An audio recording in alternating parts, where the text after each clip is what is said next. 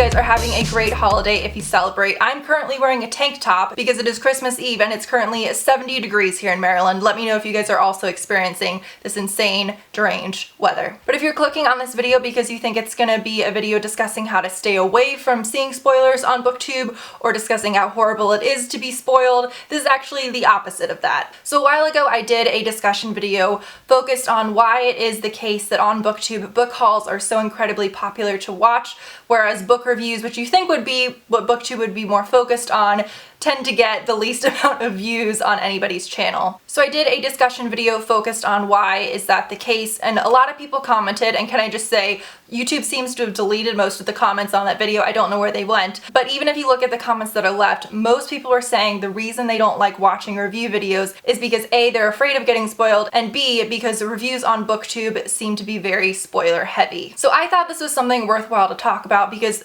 overall, if the reason people don't tend to watch book reviews on Booktube is because they're afraid of getting spoiled, I think it's important to look at why is that the case and is there a way that we can go ahead and try and overcome that. And I should say, to me, this does seem to be somewhat specific to Booktube. When I'm reading reviews on websites, say the New York Times or even Entertainment Weekly, that line for what's considered a spoiler seems to be much, much earlier on in Booktube. People seem to be, and I feel this way sometimes, let me know if you do if you review books here, but I almost sometimes get scared to mention things that happen even after 20 pages or so because I'm scared someone's gonna freak out and tell me I've spoiled the whole book for them. But if I'm reading reviews online or if I'm having a friend who's read a book kind of give me a mini review of it, people seem to go much more in depth into what occurs in the book before they start considering things spoilers. Hopefully that made sense, maybe not. It's just overall in Booktube, people seem to be much more reticent to give out any information whatsoever for fear of spoiling something for someone else, no matter how minor it is. And again, with this video, when I'm talking about spoilers, I'm not talking about major deaths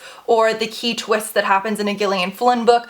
I'm talking about minor things that happen, say, halfway through the book that aren't super integral to the plot, but that people tend to freak out about if someone shares in a review. So I'm gonna go ahead and talk about a couple reasons why I think this is the case, and then you guys, of course, share your thoughts. So my first reason is that books that tend to get hyped up on Booktube, and again, I'm specifically focusing on the ones that are super popular on Booktube, everybody's read, that get incredibly hyped up, these books seem to be incredibly plot focused. And what I mean by that is, for example, I'm going to use an example of a book I did like, and that is Ready Player One by Ernest Cline. The reason people by and large, at least I think, I recommend books like this and talk about them on Booktube, it isn't because the prose was particularly wonderful or that I thought the writing style was fantastic. It was more so just that it had a really fun plot. And these are the kinds of books that tend to get really hyped up. And again, I hope I'm not coming across as degrading about Booktube. There are so many wonderful reviewers. There are so many wonderful books that are recommended because of fantastic writing styles. Different books serve different purposes, and Ready Player One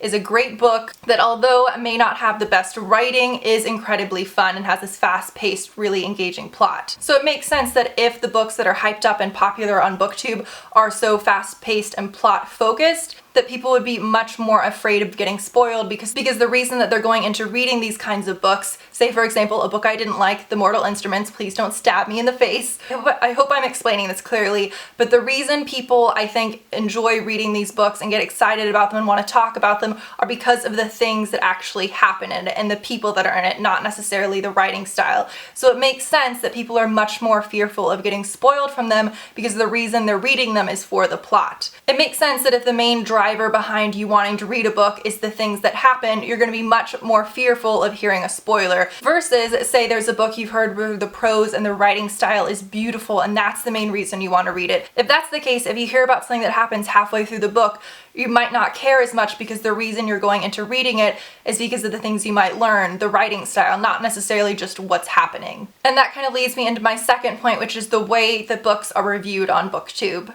I noticed that a lot of videos that are classified as a book review on Booktube tend to be about 20 seconds of saying that the book is awesome and saying, I like this, I like that, and then people dive right away into saying, leave if you haven't read it, I'm gonna get into spoilers, and then that's what 95% of the video is. And it's more so focused on things that happened in the book and, oh, this was crazy and this happened and I wish this would have happened and things like that. And again, there's not a right or wrong way to Booktube, there's not a right or wrong way to review or discuss books, but I do think we need to be careful about labeling book discussion videos, book review videos. For example, Thoughts on Tomes has a fantastic way she sets up her reviews. Someone correct me if I'm wrong, but I'm pretty sure she does separate review videos and then separate gush videos, which is wonderful because if you think about it, book videos aren't like reading a review online. You can skim a written review, see that where it's bolded and says, okay, spoilers beyond this point, and so you can stay away from that. But you can't do that with a book video. You have to watch every second of it and wait for that reviewer to say, spoilers beyond this point, and if you miss that, you're gonna end up within spoiler territory. And I should say discussion videos are wonderful. I'm not saying that review videos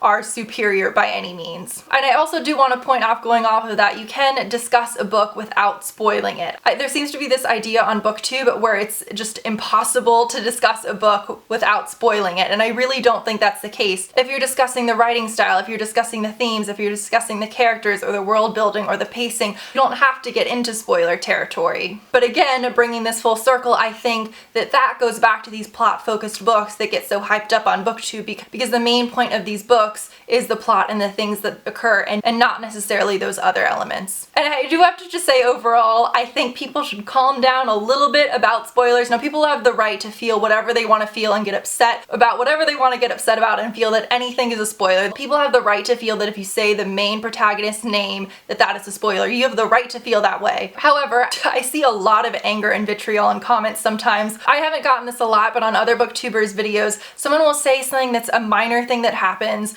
say halfway through the book. It's nothing that's gonna ruin the reading experience, but people get mad. And I think that's justified if you're saying what the twist is that occurs in a Gillian Flynn book, or if it's, you know, when Harry Potter was coming out and you say one of the main characters that dies. I think that's justified, but I will say to those people who consider, you know, saying anything beyond the first 10 pages of a book as a spoiler, even if you feel that way, don't necessarily attack Booktubers for stating things that occur beyond that point. So I hope you guys liked this video. It was a bit of a difficult topic to discuss, so I don't know how clear I was on all of my points, but please feel free to discuss below, even if it's not related to spoilers. If it's just related to that idea of maybe why book hauls are so popular and why book reviews aren't for whatever other reason, please feel free to, of course, comment that down below as well. So if you guys enjoyed this video, if you go to my main page, you can see all of my discussion videos in a playlist if you want to go ahead and check them out, and I'll see you guys soon.